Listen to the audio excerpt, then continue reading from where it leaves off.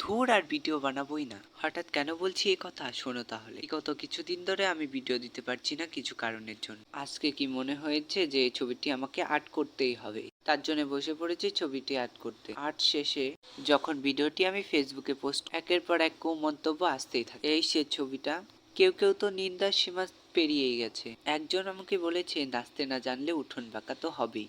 আমি বুঝি না, কারো আর্ট করা ছবি যদি খারাপ হয়, চট করে তার মুখের উপর ছবিটি ভালো হয়নি বলাটা কি ঠিক? যতই সে খারাপ ছবি আর্ট করুক না কেন, তার পিছনে যে খাটনিটা সে খেটেছে সেটা তো সত্য।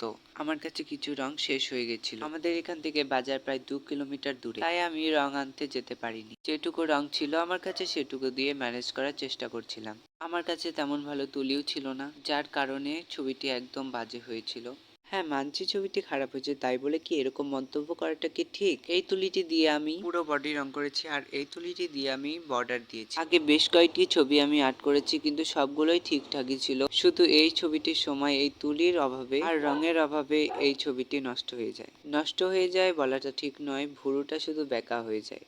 তোমরা বিবেচনা করো ছবিটি কেমন হয়েছে।